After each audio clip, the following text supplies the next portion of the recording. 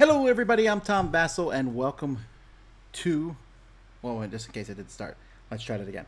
Hello everybody, I'm Tom Vassell and welcome to Dice Tower Tonight.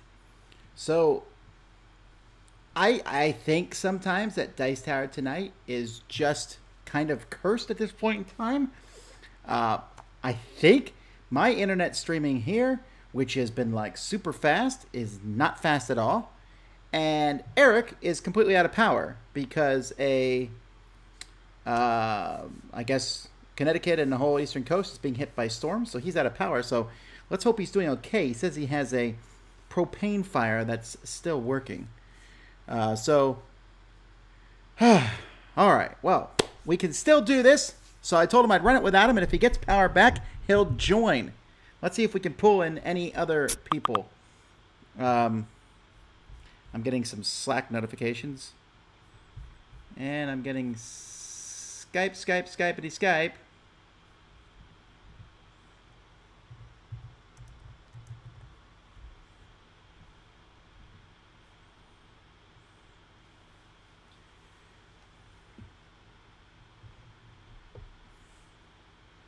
Well, hello everybody who is here. What a day. Okay, so, while we're getting this ready, I have done quite a bit of, oh, that's right. I'm going to get all the sound effects from my computer.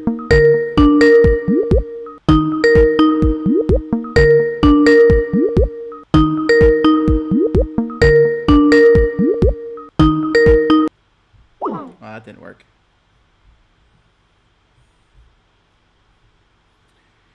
Alrighty.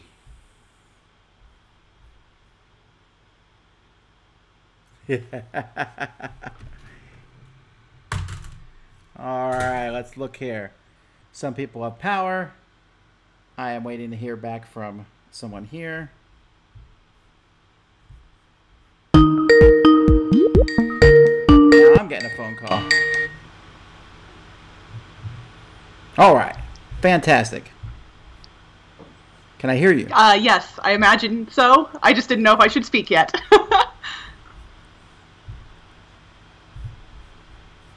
That is not how that works. There. All right. Hooray, everyone. Crystal is with us here. Crystal, some people on the Dice Tower, or at least who don't watch every single video that we put out. We do put out quite a few.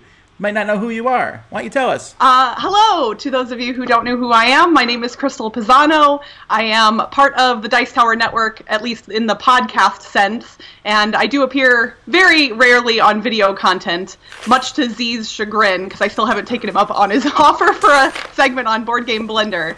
But you've probably seen me in some of Roy Cannaday's Favorite Game Friday videos, and I think I've popped up in a couple other random videos, like the montage from the Mega Game at Dice Tower Con last summer, and some other random stuff.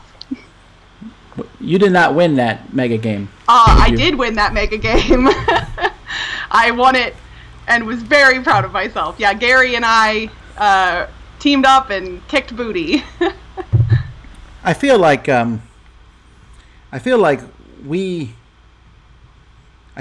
won because we helped you get to that point. Well, I mean, technically that was because you all were trying to be the traitors when you weren't the traitors, which was very confusing to the rest of us, by the way, because we knew that your team and Eric's team had something going on with each other, but then somebody's like, oh no, they're going to stab Eric's team in the back. And I was like, but, well, okay, that makes sense because Tom and Eric, obviously. But wait. Well, no, that should have been obvious from the beginning. Right. But then it was like, it seemed like you guys were teamed up. And since our faction was kind of near you on the board, which is what Gary was controlling for our team, he kept coming over and being like, yeah, they're kind of all going after each other and I'm just going to move in over here. And we were like, all right, you do you, whatever works. And yeah. There will be a rematch at some point. Well, here's the deal. They told me I could do whatever I wanted. Right. So I did. Well, what have you. All right, well, Eric's not here, so we'll talk real briefly about next week is Gamma, the first half of the week. I don't think you're going to be at Gamma, right? Unfortunately, no, since it's in Reno and I live in Vegas, I'm not going to be at Gamma. Although, if it had been in Vegas again this year, I probably would have joined you all and helped out, but I will not be at Gamma. Happily, The second half of the week, we're going to MeepleCon, and you will be there for that thing. I do run that event, or I'm part of the team that runs it, so I certainly hope I'll be there. I think that's where we met, right? I believe the first time we met, yes, was the first year that you all came to MeepleCon. So that was the infamous poop game year. So that's the memorable part of that MeepleCon for everyone. I do remember that. Oh, I won that game. Tony, the guy who taught it to you all, who's the memorable gentleman that you all mention, is part or what used to be part of my regular game group. And yeah, y'all were making poop jokes, and I surprisingly won that game, and I don't know how. He was so proud of that game. Tony's proud of all of his games, and he owns a lot of them. So. Well, I'm looking forward to this because last year I'm usually pretty good at remembering things. I remember one game from last year, and the rest of last year is kind of this blur because I found out that my mom was going to die. Oh, yeah. I'm not trying to bring this conversation down. Right. But I had to leave, and I literally don't remember much about that convention. So this year I hope to have much more of a fun time. Yeah, no, we're looking forward to hosting all of you, Z, Sam, Derek, and anyone else that wants to come by. And if anybody listening to this is on the West Coast, we've ceased online sales of tickets, but you can still buy tickets at the door. We have day passes and weekend passes, and you should come play games with us because it's awesome. Yeah, we're going to run a couple of Wits and Wagers games there, I think. That's what I've been told. I know, it was funny because at first you told me you were going to run one Wits and Wagers game, but then Tim, one of the other organizers, was like, I'm going to have Tom run multiple events. And I was like, well, I hope y'all are going to talk about that then, because I don't know what's going on. Well, I like running Wits and Wagers. We're actually going to cheat. We're going to run 2 Wits and Wagers games, but I'm only going to make one. I'm going to use the same one that we did in Recon, because first of all, I'm pretty happy with it, and I feel like there's zero crossover. I don't think anybody who went to Recon in Ohio is going to be at the Vegas Con. That's probably a safe bet. And I'm going to be doing something with the Murph Brothers and the folks from the Meeple Overboard podcast. Ambi and I are going to team up with them, and we're going to do something, but we haven't figured out what yet. We have a week and a half. Hopefully we'll pull it together. I challenge you, Murph Brothers. I'll take you both down. You're definitely welcome to come join us for whatever we do. All right, I'm going to quick talk about a couple games here. First, this one is the one that everyone voted on last week for me to review. It's called The Witches of Sarangeul. And it's garbage. Thanks, listeners. It's really not an interesting game. Because in this game, it's a set collection game. And you are collecting resources to fulfill, different potions. So, like, here's a potion you have to fulfill. So you need certain numbers of resources here to collect. You do that by collecting these resources, and to show you have resources, you put discs outside of each of these, which is kind of fiddly. And you can't have more than 3. If you get more than 3, then you get a red disc, which is worth negative points.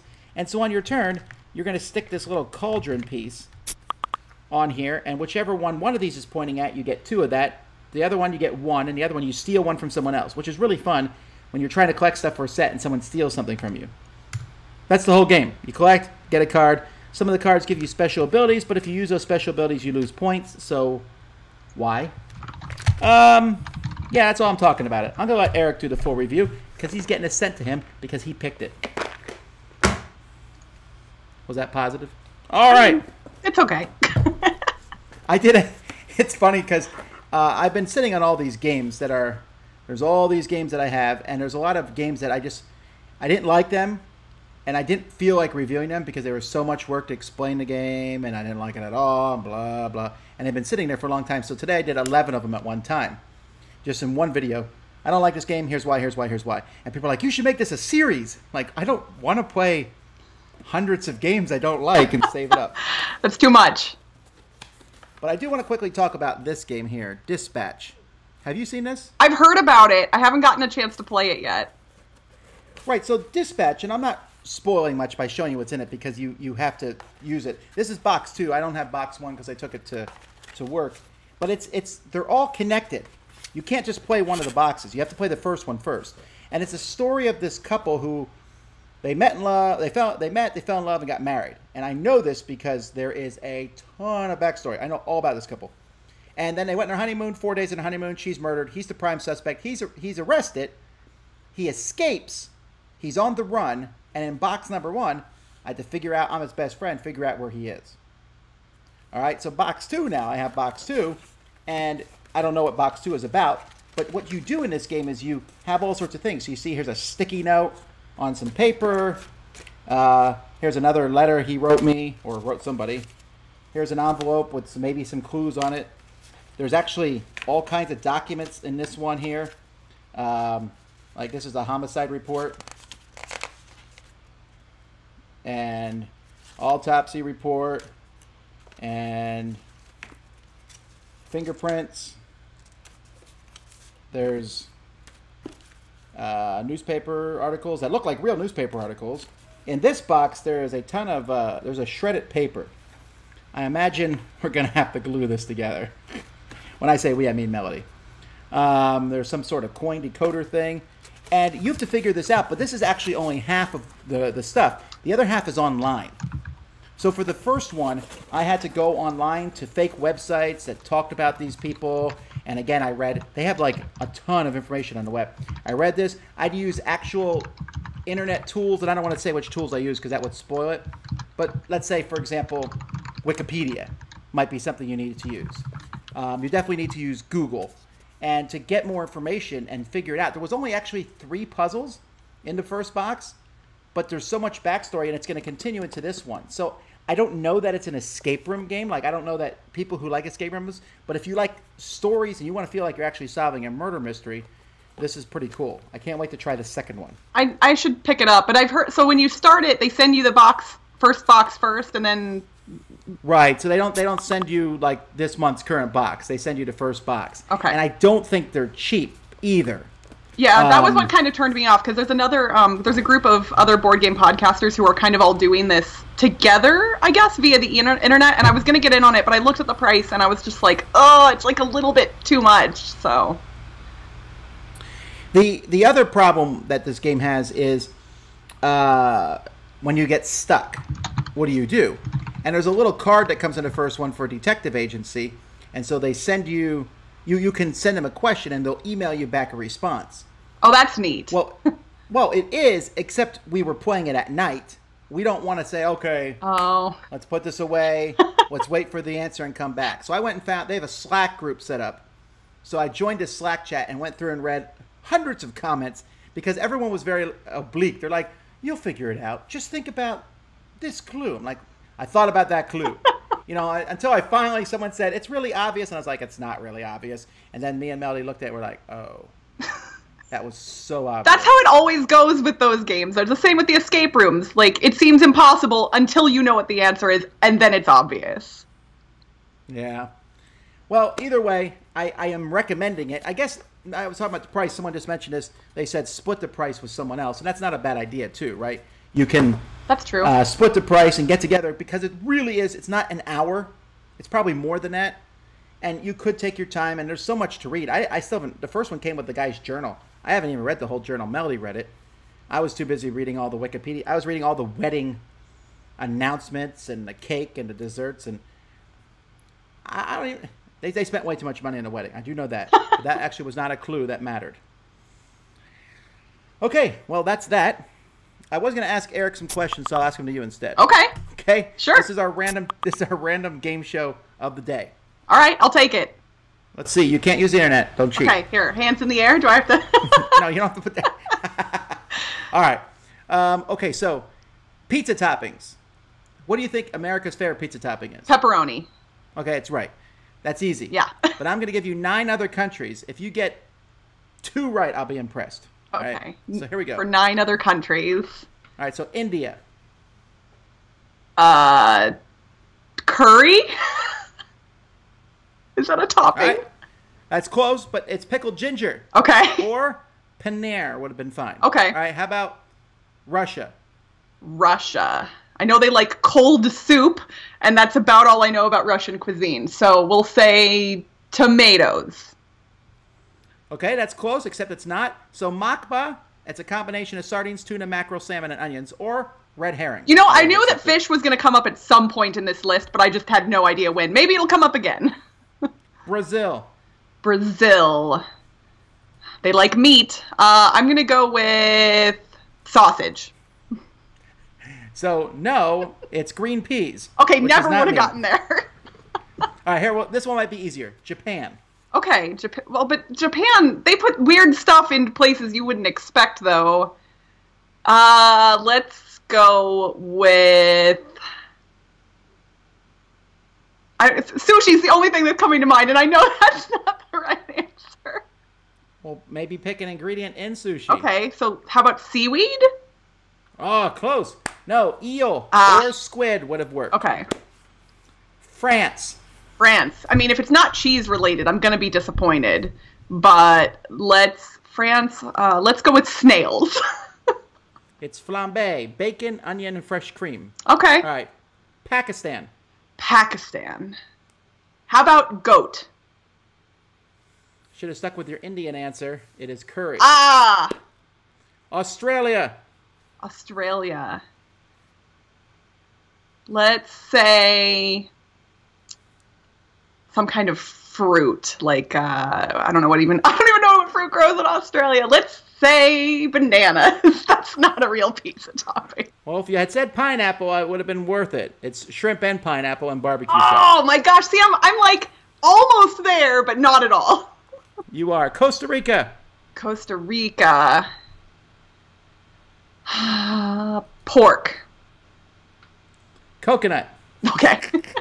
And finally, the Netherlands. We got to go something fishy again. So let's go with what's that fish? The really, really bad one, the surströmming. I don't think that's from the Netherlands, though. That's from a different country. But I'm going to go with surströmming. No, it's double everything. Everything. Okay. Okay. Somewhere about kangaroo for Australia? Shame on you. All right, so Eric's not here, so you're going to be Eric's surrogate. Okay. And what we're going to do is, I don't know if you've seen this show. I have. I've watched it most episodes. Okay, well, so folks, the way this works is I'm going to show 6 games here, and we're going to eliminate these games one by one so there's only one left. I have to review that. So last time you guys picked the Witches of Sarangeul, my full review of that will go up tomorrow. But Eric has to review it too, which is great, because I'm sending that piece of garbage to him. Ooh, and I get to help pick what garbage he gets. Well, actually, I don't think he has power yet, so he doesn't even know it's garbage. Okay. All right. Anyway, so the first round of the game, I'm going to show you just the cover and a little bit of the back of the box, and then you guys as a group will pick one to get rid of, and Crystal will pick one to get rid of. So that's pretty simple. So here we go. Actually, there's a chance you've played one of these games maybe, so who knows. Anyway, first one here is from Scott Alms. It's called Island Hopper. Have you played this? I have not. Okay, good. This is from Eagle Griffin. Looks pretty nice. Very bright cover there. And you and your friends sell goods amongst a chain of tropical islands. It has some very pretty colors in the back. Looks interesting. I can't tell you if the theme is there because it's Scott Alms. You know, sometimes he's thematic, sometimes he's very abstract. 3 to 5 player game, 45 minutes. Island Hopper. Next, Babylon. This is not the first game that's called Babylon, by the way. There's a lot of games called Babylon. This is a pretty heavy box, but don't let that... build a Babylonian belfry and brave the bewilderment. Oh, I'm sorry. There's 2 games in this box. But look, that looks kind of interesting, right? On the back. It looks like, not Takao, but Torres. The only video feed I have is from the actual YouTube feed, so it's on a delay, so I can't see the box yet, but I'm sure I will in a second. Oh, I just realized you can't see me. Hang on one second. Hey, look, there you are, live and in action. There. You should have told me you couldn't see me. I didn't want to interrupt the show. I'm trying to keep the flow here, Tom. All right. So, anyhow, Babylon. Well, at least everyone else saw it. I mean, okay. Yeah, it's fine. Next one is called 21 Days. I don't know why you have 21 days. Or why there's an anchor piercing in a heart. Is there? Yeah. What is happening? Well, it's a fake. Anyhow, so you've been stranded on a beach, and you're shipwrecked with a bunch of other people, and you are writing a diary for 21 days, which is found by a surfer dude on a beach in a not-too-distant future. Does that mean you're going to die? Oh, no. One of the survivors needs to be rescued by a ship on the 21st day. Okay. That's weird. This is kind of like it's a solo game, but also you can play together as a co-op. Oh, I should show the back. I don't know. I don't know about this one. Okay, that's 21 days. It's a mystery. I try to pick games that I think they all look somewhat interesting or they all look somewhat bad. Okay, so Cave Pilot 55. I saw this one at Essen. It's an arcade game by Martin Wiederings. And this game, you are flying through a cave. Like, think of an old video game. Okay. So you're like going up and down with your ship and stuff's coming at you and attacking you. So it's Cave Pilot Flappy 55. Bird, the board game? Flappy Bird? That's that iOS app that like hit it big and then disappeared a few years ago. People in the chat will know what it is. Oh, wait, we got a super chat here. Vote for game number 3. Just kidding, it looks bad. Oh, okay. Okay, next one is Feudalia. This is from ABBA Games. This one's another game that's kind of heavy. There's a wars. It's time to split the spoils.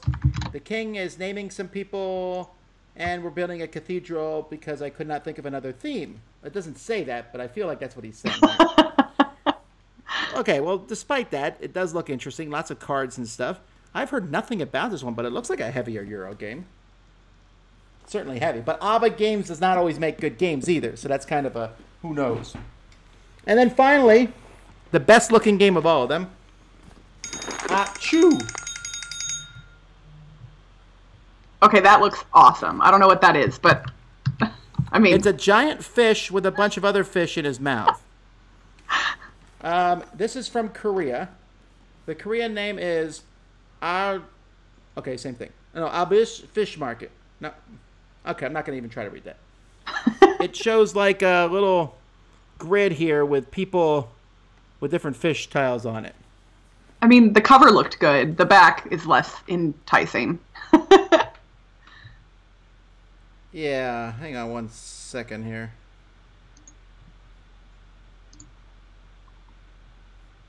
Oh, yeah, they said your audio is lagging. Yeah, well, we'll do what we can. Okay, anyway, Achoo. That's the fish one. All right, so that pounding noise everyone's hearing, that's Crystal typing on her keyboard.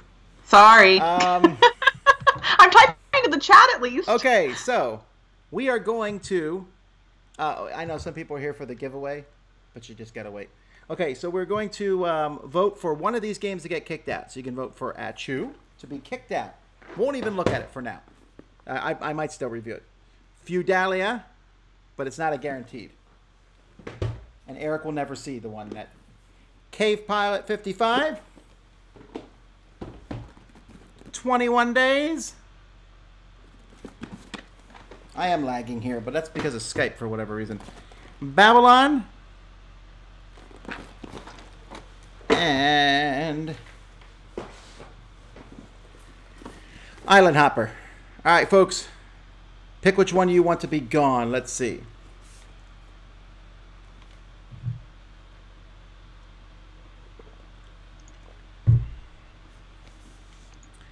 All right, not getting a ton of votes, actually, but I have a feeling I know which game is going to be out, so I'm going to start getting that one ready. Yeah, it looks like there's going to be a winner. Come on, folks. Let's get rid of it. Stop being so obvious all the time when you're voting. Oh, it's not so... It's getting mixed up a little more. How do you even tell? I'm a fast reader and counter. Oh. Alrighty. Well, too bad. I tried to put a ringer in there, but Achoo is gone. Alright, Crystal, you get to get rid of one, too. What do you want? Alright. Babylon? Island Hopper? Feudalia? I'm not even showing the camera at this point, really. Cave Pilot 55 or 21 days. While my initial inclination was to go for Cave Pilot because it looks silly, I think the silliness might be good. So let's actually ditch Babylon. All right. Too bad, Babylon. We'll never know. All right. So let's open these up and see what's inside. And now we will eliminate 2 more. 21 days. Oh. Stickers. I'm always nervous about stickers. And a fairly thick rule book, but it might be multiple languages. Let's look. Ah, it is multiple languages. Are those stickers for dice? Whatever. Here's the board. Looks kind of cool. And on the other side, I guess these are the survivors. This is like a raft. This is kind of a cool board. I like that. We got some pieces here. A lot of tokens. There's a lot of squid tokens. And here's tokens that show dice. Ooh, another board. I don't know what this board is, but it's fascinating. This is like a board of symbols. So there's that. Huh. And then a bunch of dice with nothing on them, so I'm sure those stickers are for the dice. Please don't vote for this one, folks. Do you think that will work? And then a deck of cards. My The dog dog says is voting he for this one. Yeah, he says he hates it. Sterling, stop. All right, so that was 21 days. Now we're to Cave Pilot 55. The first 54 games were not finished. This one has some very thin tiles. These are pretty thin. You can see the Cave Pilot stuff at the bottom. But there's also a cool... This is, I guess, is where you put all the stuff. Looks like you put little things on your ship to make it better. And here are the... Wow! Okay. These are normal cards. These are the upgrade cards. They're very, very small. These are smaller than the normal Hobbit-sized cards. There's a lot of them, though. There's also red and green cubes. Some yellow and orange dice, but no stickers. And some cave cards. I think these are like the big cave cards that probably started out for you. And then these other ones are smaller ones to build the cave. Alright, that's cool. I'm going to say it's cool about everything because I'm trying not to influence the vote. What's very diplomatic of you. Feudalia. Oh, don't worry. I'm almost always right about the game that was picked. Except last week I was surprised by Witches. This thing has a humongous rule book. And it's all in English. Oh, this is the same people who made Portal of Morth and Justice League, right? Yeah. And scenarios. Okay, so big fat rule book. Apparently I'm building something. But I don't know what. Victory point tokens. Oh, I found the reason why the game is so heavy. That's a lot of cards. Oh, wow. Spring in every field. Build something. You can level one card from your hand. Foreman. Oh, I hope that... I mean, that looks cool. And... Oh, shocking! And more shocking! Oh. I'm getting a little cubed out. Here's some buildings I think you have to build. This is the cathedral. And then this... I don't know what these are. Oh, these are dividers. You know a game has a lot of cards when it comes with dividers. But apparently no words on them. You need to write the names on yourself. That only happens if the game is good. And finally, Island Hopper. Island Hopper from Eagle Griffin Games. This one has the thinnest shields I've ever seen. They're literally magazine paper thickness. Okay, vote this one down just for that. Boo. Some tiles of different islands and things like that. Alright. There's actually quite a few of these tiles. Okay, you can vote again. These are nice thick tiles, and there's a lot of them. They look cool. Yeah, the art is nice. Yeah, I like this kind of cutesy artwork. Eagle Griffin's a little on the map, over the map sometimes on the quality of games, but Scott Alms, even though I'm not as big a fan of his games, I don't think I would ever say that most people don't consider his games to be bad. Except Tiny Epic. I mean, I like the Tiny Epic games. Tiny so. Epic Defenders was bad. That's objectively bad. Yeah. Quest is my favorite of the Tiny Epics. Really cool wooden pieces. Oh, yeah, those are nice. And then a big chunky cards, which this one shows a timer on one side and shows one of the islands on the other. Well, hands down, of these four games, this has the best components except for those shields. Other than that, though, that's the best. But that might not be the one. So here's your voting on, folks. Island Hopper, Feudalia, you're kicking the one out. Cave Pilot 55 or 21 days. Time to vote. Pick one out. One of them has stickers. One of them has thin dividers. One has a lot of cubes. And one has weird artwork. See, I said something negative about all of them.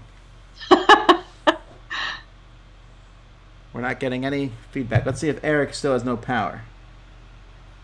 You're like, oh gosh, the show's going completely off the rails. See if Eric's this available. show goes off the rails every week, so I don't think that's a problem. I'm a little concerned. It's cold up there.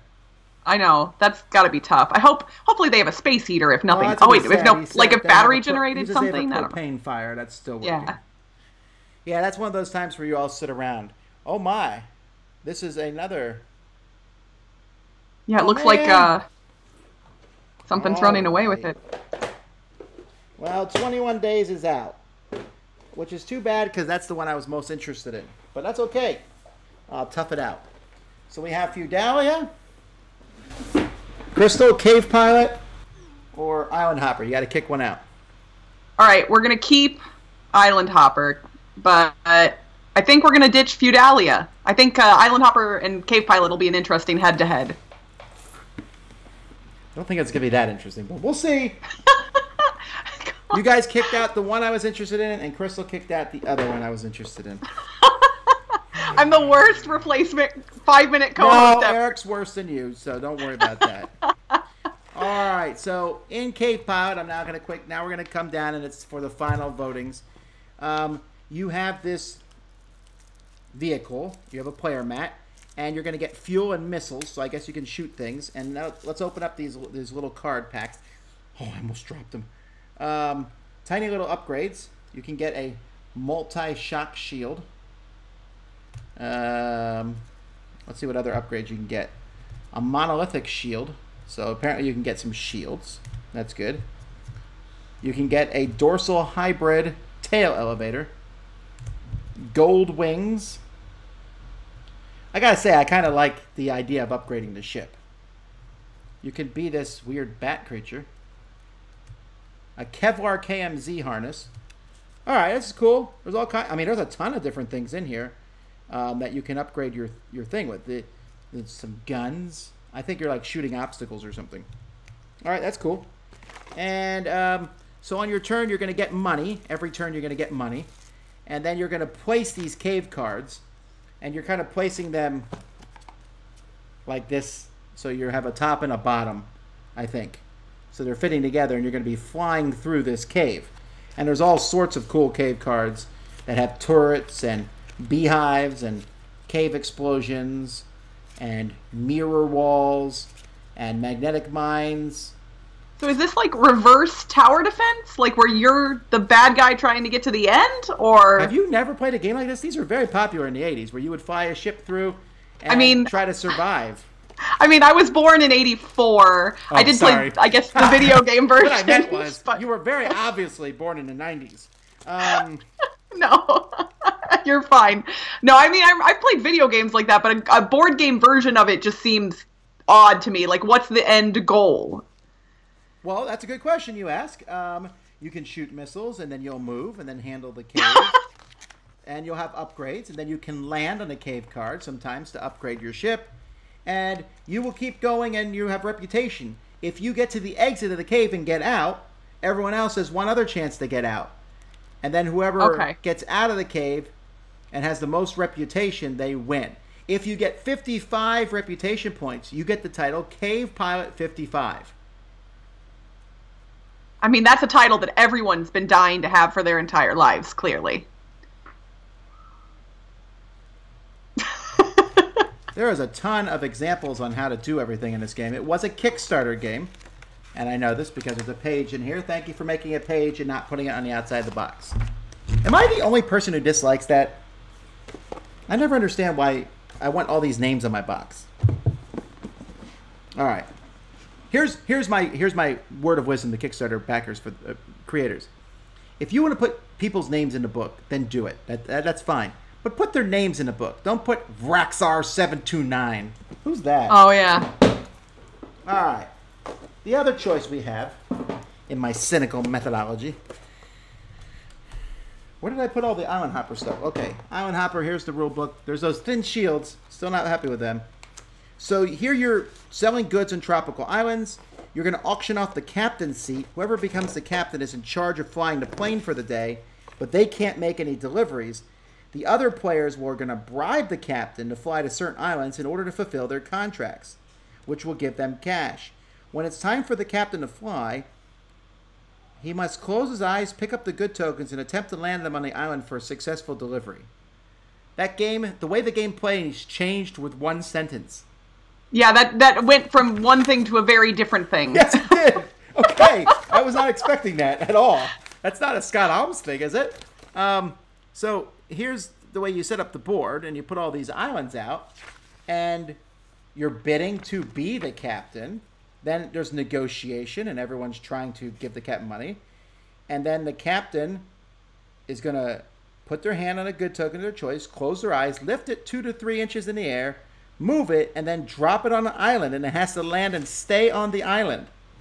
And if that happens, the captain takes money next to the island, and everyone else who has contract for the island will get the money on the card. That's really interesting, actually. I don't even know what to think. I mean, my first reaction is that's stupid, and then my second reaction is I like stupid. Right. You realize whatever game wins is coming with me to MeepleCon, and I'm making you play it. That's how this works. You did not know that was 100% in for that. Okay. That's why Fugalia got eliminated, because I figured if you like it, you'll play it anyway, and I don't want to. So. See, you're using the same logic Eric does. This is not good. I'm sorry. I had to. I knew that this was going to come up. All right. Well, actually, it didn't even occur to me now that I could just bring these on the plane. All right, so... They're all coming to MeepleCon. Well, they're not. We'll make the Brothers Murph play the ones that lose. Well, I'm only playing... No, I need to bring some good games for those guys to play. I feel so bad for them, having to play garbage games all the time. Okay, I'm only bringing one of these games to MeepleCon. So it's Island Hopper or K-Pilot 55. So now, folks, you pick the one I'm bringing. I'm only bringing one. And also, Eric has to review it, too. Eric still has no power. Sorry. You can't vote for neither. It's your fault, guys, that we're in this situation. You want Atchu and Feudal back? I agree, but it's too late. There are rules here, people. This time your vote is going for the one we're keeping. You can't vote for Candygrams. Although I've reviewed Candygrams, it's going up next week. Okay, here we go. Remember, you're not voting for the one for me to kick out. You're voting for me the one to keep. I like where the votes are going so far. Huh. Oh, wait. What? You can't... People keep voting for... This happens every time. People vote for games that were kicked out. All right, well, that was semi-close. I'll say it's like a 40-60 split. Oh, wait. No. No. Okay, but for a moment there, it's Island Hopper. All right, Island Hopper. Yay! Woo! I thought it had a chance of winning, but then I really thought that people would vote for the Euro game of the group. Yeah. I mean, maybe I influenced that, because if anybody in the chat knows me, they know that I'm not a Euro person. So. Well, speaking of that, it's time for trivia question number 2. Here we go. National fruits. Some of these are official, some of them are not. What's the national fruit of China? There are 2. I will accept either one. I know that they sell really expensive grapes, so I'm going to say grape.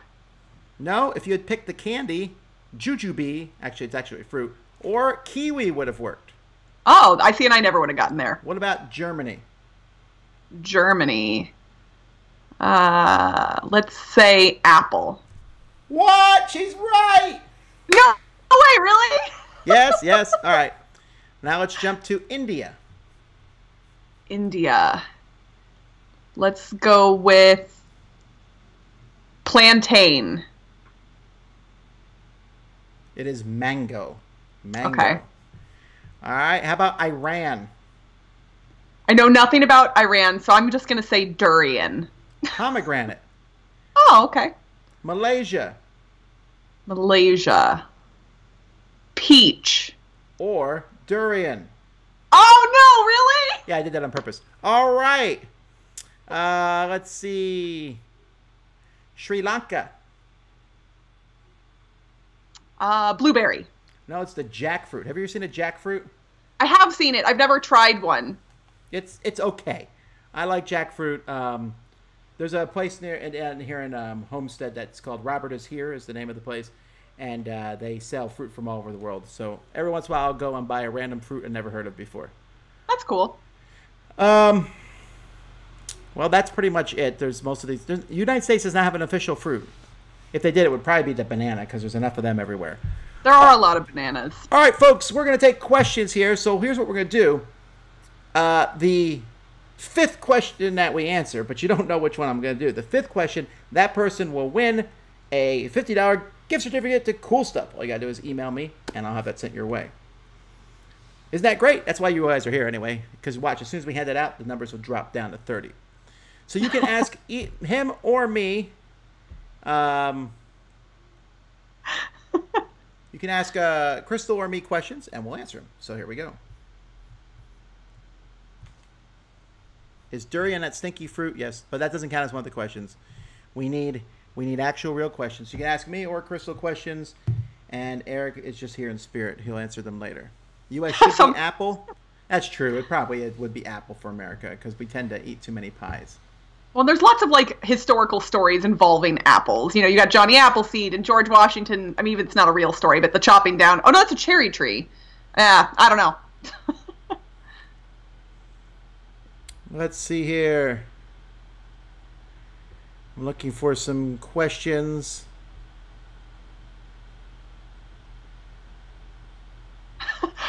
Does Roy Cannaday have access to the Dice Tower account? Because in the chat, the Dice Tower said that they're going to kick my booty at TI4 this summer. So I'm imagining that was Roy. No, Roy does not have access to that account. So that leaves only one person, Mr. Healy. Does a super chat count as a question? No, I can't use super chats as questions because then we're letting people basically buy their things. Okay, here we go. Crystal, what is your favorite worker placement game? That would be Pursuit of Happiness. Really? By Artipia Games. Yes, I love Pursuit of Happiness. And I just got the community expansion a couple months ago, and it's wonderful. I've not played that yet.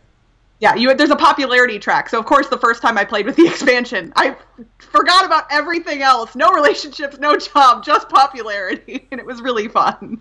Do you think there's a new category for games like Island Hopper and Sidereal Confluence? I don't think that's a new category. I mean, Island Hopper is obviously a silly dexterity game mixed with a more serious game. There's other games that have done that in the past. And dexterity games always have some aspect of strategy. It's just a matter of what type of strategy and how in depth. I've never seen a dexterity game mixed with negotiation before, though. That's true. And Sidereal Confluence is just negotiation. All right, that's 2. What question did I say? 5? You said 5, yeah. All right. Best line of advice for someone attending Origins as his first board game con. Have you ever been to Origins? I have not been to Origins. Well, that's not good for you then. But I would say come by the Dice Tower booth. That's pretty lame. I would just. There's so much information about Origins online more than anything else. I would go read up on it, and I might schedule one event and then just go around and walk around. There's so many. It's so easy to get in demos and games at Origins more than any other convention. But official ones. It's tough living on the West Coast because all of the big, awesome cons are either middle or toward the east side of the country. So it's tough for me to get to all the big ones every year. But I am going to do Dice Tower Con again this year, of course, and I'm going to be at BGG Con. So. Yeah, there isn't many. People always ask about West Coast conventions, and other than MeepleCon, there is KublaCon, and I think KublaCon is multiple times a year, though.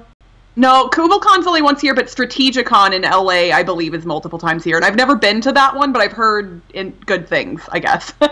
Well, how many times have you heard? I always hear people say there's a convention, and I've heard good things about it. I very rarely have people like, "Oh, that convention's awful. You don't want to go there." That's happened. Maybe once. That's a good point. Twice. You either hear good things or no things, I think. How many people attend MeepleCon? We cap registration at 600 people for now, so it is a pretty small convention compared to most of the other heavy hitters. But that's generally because of the venue. 600 is pretty good, though. With 600 people, you can find someone who's willing to play a game with you. Yeah, and I mean that's what you all said that after the first year you came. I think you guys kind of didn't have high expectations, which is obviously, it's an unknown entity, but we have a ton of space and lots of people who just love playing games.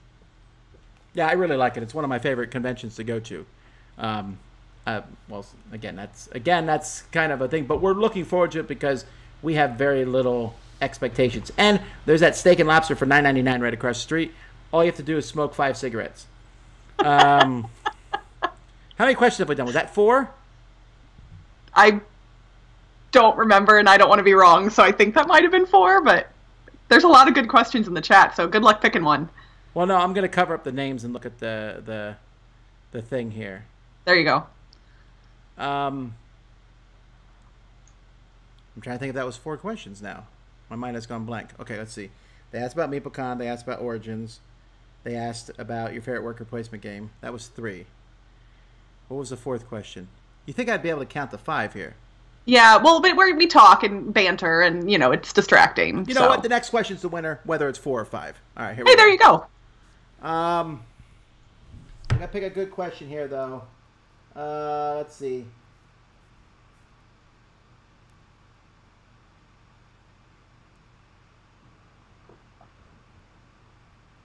Oh, I want to ask you that question, but let's see. Okay, how about this? Here's a good question. How do you choose which cons to attend, excluding Uber cons? I know, but I mean, like Gen Con, Essen, and all that. So how do you choose which ones to go to? And that is from our winner, Jason Bostic. Jason, email me at dicetower.com, at tom@dicetower.com, and tell me you won. I'll remember your name. And I'll send you the gift certificate. Congratulations. But anyway, Crystal, answer that, if you will, I think please. The biggest thing for me, aside from the notability of a con, is proximity. If it's close to where I am, especially driving distance, I'm more likely to go. And I would say second to that would be, do I know people who are attending? Do I have other friends who are attending? I can play games with strangers, but obviously it's nice to have a circle of people that you can go get food with or hang out with when you're not playing games, that kind of thing. So I think those are the 2 factors that are the biggest for me. All right. Good. Now, this is one that I want to know. Where do you sit on the pie versus cake debate? Okay, so Suzanne is watching probably somewhere. She'll see this at some point. And I'm a cake gal, not a pie gal. Cake is so good. I love cake. And I'm picky about cooked fruit. And a lot of good pies consist of fruit that is cooked, and I'm weird about cooked fruit. So, like, certain pies, like, give me, like, a chocolate silk pie or key lime pie, which I had when I was at Dice Tower Con last summer, and, oh, man, that's good. So I'm not against pie.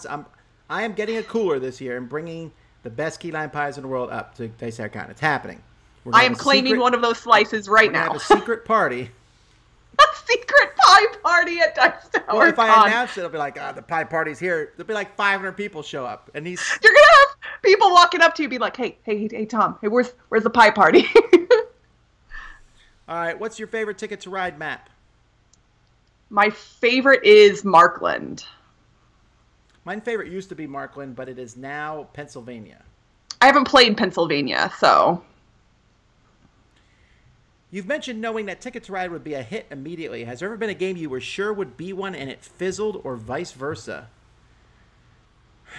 I'm surprised at how popular Azul is doing. I mean, I think it's a good game. I didn't expect it to be as huge of a hit as it is. Is there a game that I thought would be a hit and fizzled? I thought Rum and Bones would be a bigger hit than it was.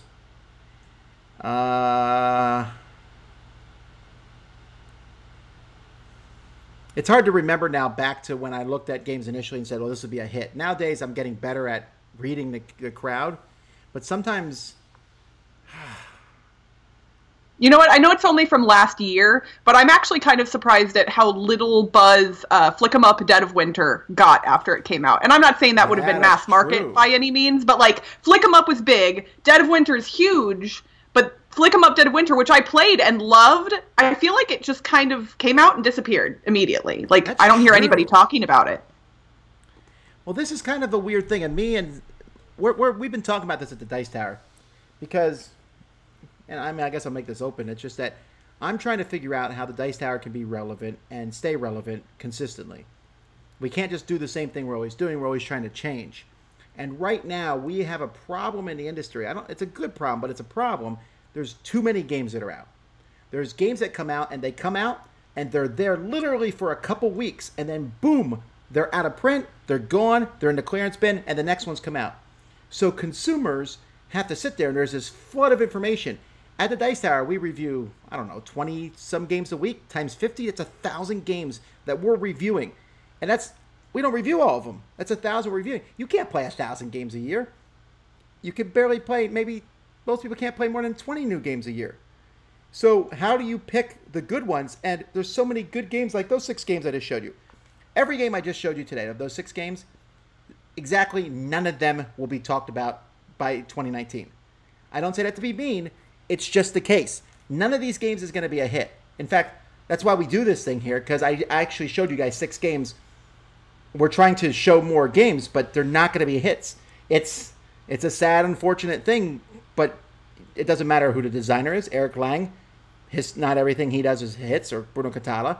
They come, they go. So how do we do this? This is I know the top 10 list is one way. People like those top 10 lists, but there's so much noise out there, and the Kickstarter people make a lot of noise because they want you to back their Kickstarter, get it, and then it's gone. So I say all that to say, did you back Batman? I did not back Batman. No, but what do you think about that, though? Do you ever feel somewhat overwhelmed? Absolutely. And especially with Kickstarter, I think, so I started playing hobby games in 2007 when I was still living in Missouri, but I didn't really dig into the hobby deep, start building my collection and all that until 2014. So I'm honestly, as far as a collector is concerned, I'm fairly new. And in 2014 and 2015 was when board games were kind of really starting to come around on Kickstarter anyway. So I backed a bunch of things that it's over on my shelf somewhere. I have a game that was one of the very first ones I backed. I've still never played it. I've had it for 4 years. It's called Machine of Death. It could be awesome. I don't know. I've just never played it because I backed a bunch of stuff. But that one specifically sticks out as something that I remember getting and I still have. But yeah, it's a game of creative assassination. Yeah. It looks neat. And I've never heard of it. So maybe I'll bring it to MeepleCon. I don't know, but I've never played it. Let's not get crazy here. It could be good. We don't know. Yeah, and it's really tough, right? Because, and even big games that are huge. I was thinking about this. I go to things. I'm seeing people still playing Terraforming Mars. I'm still seeing people play Scythe. I'm seeing a few other games that people are still playing that are a year or so old, and that's it. The rest is all new, something new. Let's play it. And the thing is, I don't want to sit around and complain about this. That's what everyone always does. They're like, oh, there's so much new stuff. We should play old games more, blah, blah, blah. Let's have an actual plan of action. So I think what we can do is by ranking stuff, by picking some games that we think are good, and then really pushing those games. Really saying, this is a good game. Let's get the buzz going on a few games and get those to be out there and people to play those. I think we're going to see fewer expansions as time goes by because it's harder for the games to stay in print unless the expansions are released at the same time as the base game. That's true. Let's see. People are asking me about Batman. Is Batman different than Conan? It feels slightly different. There's a few differences, like there's more fiddling with machinery and stuff, but it's very similar in many aspects, except that Batman is not nearly as powerful as Conan was. So I think the power levels are more balanced, and I think the theme is a million times better because I don't really like Conan theme that much. Yeah, I wasn't keen on the theme of Conan. I do like Batman as a theme much more, but I don't think it's a game that I need to own. I'd be willing to play it if one of my friends brought it, and there's a couple of people in my game group who are notorious for backing Kickstarters, big ones like this, so I'm pretty sure I'll be able to get my hands on it at some point. Tom, do you ever have people to the Dice Tower stop in and help you play through games? Well, we don't have too many people come by the studio these days. We used to have people, we want people to swing by more and more, but we have so many wires and things running around, and it's just not, we don't even play many games there ourselves these days. But if you're in the area, I always tell people look up Miami Board Game Meetup and our meetup group, and I go there often. Like, for example, I'll be there this Saturday playing games at the Hollywood location. And I think Melody will be there too, probably. All right, Crystal, before we finish here, there's probably some people here at the end who weren't at the beginning. Why don't you tell people why they should listen to your podcast? Oh gosh, I am not as good at talking myself up as you would think. So Board Game Blitz, which is part of the Dice Tower Network, is 30 minutes long or less every episode. That is something that we have stuck to almost religiously for 2 years now. There are a couple of exceptions to that for special episodes and whatnot. But we, the hosts, which consist of myself, Ambi Valdez, and Cassidy, are all... We have very diverse taste in games, and I think that's different because most board game podcasts consist of a single game group who all play games together and tend to have similar taste in games. Ambi, for instance, loves 18xx games, which I am not as keen on, but I like hearing her talk about them. I am really into super thematic games, dice rolling, that kind of stuff. And Cassidy is a little bit kind of in the middle. She likes heavier Euro games, but she also likes some lighter stuff too. So, and Cassidy isn't on every episode. It's Ambi and I all the time and Cassidy occasionally now. But I think we fit a lot of content into 30 minutes or less. Also, I have an etymology segment, which I love, and we thought that nobody was going to like, but people really like it, where we talk about the history of a word related to board games. I'm always surprised at what people like or don't like, because I'll say, we'll make a video about this and see what happens. Like the unboxing. I said, I'll just open stuff up and see what people think. And people are like, that's amazing. I'm like, I'm just opening a game. It's not that impressive. Yeah, I honestly was like, I thought when we started the show that people were going to be like, why are you talking about words? What is happening? And no, a lot of people say that it's one of their favorite segments. So, speaking of that, some announcements about upcoming stuff from the Dice Tower. Throat Punch Lunch was released today, so you can check that out. Next week we'll be at Gamma. We're not going to be streaming live from Gamma, we think. We might. It depends on basically how good of internet access we get. But we're going to be recording there for sure, and we'll post the videos of all the new stuff that we see there. We're going to be taking a lot of video there. And we probably won't be doing too much stuff live from MeepleCon. We might record some small blurbs and post those later. But next week we have videos scheduled to go up the whole week still. And I'm going to be doing the history of the Dice Tower, which I thought was a 4-part series. And I did 4 parts of it, but I'm still in Korea, according to this. So it's going to be longer than I thought. I'm finding this incredibly fascinating for myself. It's probably not that interesting for people watching it, but I'm finding it fascinating to go through and remember all the things that we try to do. Like, we were going to start a board game convention in Korea. I forgot we even tried to do that. There's all kinds of things in it showing how the podcast and then the video got to where it is today. And at some point I'll be like, and then we added Board Game Blitz. And that would be like a 1-second blurb. It's coming now. It's a thing that happened, and it's awesome, and we were honored to be added to the network. It's a really, really good network of a whole lot of really wonderful podcasts, and it basically, there's something for everybody in the Dice Tower network. So I think if people haven't looked at the other podcasts, they definitely should. And I'm not saying that about my own specifically. I'll say it about hers. No, really it is. I don't have time to listen to every podcast. I don't. I have them on my podcast feed, and I'm like, I'll listen to this one. And sometimes I don't even listen to the one about board games because I get in so much board game. But for people who say some people travel hours every day, these people love the fact there's podcasts. And because our website's set up, you can go there and look at podcast episodes. You can see the newest episode, whatever show it might be. So if you're looking for something that's new, that's a great way to check it out. Absolutely. All right, well, that's that. I think we're going to end this here. Eric's not here to do an outro, so I'll say so. Okay. I could do the thing that I did when I was on the podcast with you all and imitate his little ending thing, but I don't know if I know this. Thank you. Thank you. You've been listening, or you've been watching The Dice Tower. Thank you for your continued support. Promotional support is provided by game publishers in the form of review copies of games. On next week's episode, you'll hear Mandy and Suzanne or Tom and Eric talking about something on the regular podcast feed, and then the other two the next week. This week's episode brought to you by some board game related pun. Okay, this week's episode brought to you by Royal Pizza Delivery Service people, King Domino's. The Jack Vassal Memorial Fund is dedicated to helping gamers in their hour of need. If your table's been turned upside down by a catastrophic event, go to jackvassal.org, and everybody should donate money to that also. It's gone off the rails. I think that's all I got, Tom. Good. Now, did you make that King Domino thing up on the spot? No, I technically emailed that to Eric a while back, and I don't think he's used it yet, so I stole it back. Alrighty, well, folks, we appreciate you watching. Thanks so much. Thanks, Crystal, for stepping in and covering for Eric, and let's hope and pray that Eric gets his power on soon and that he gets warm.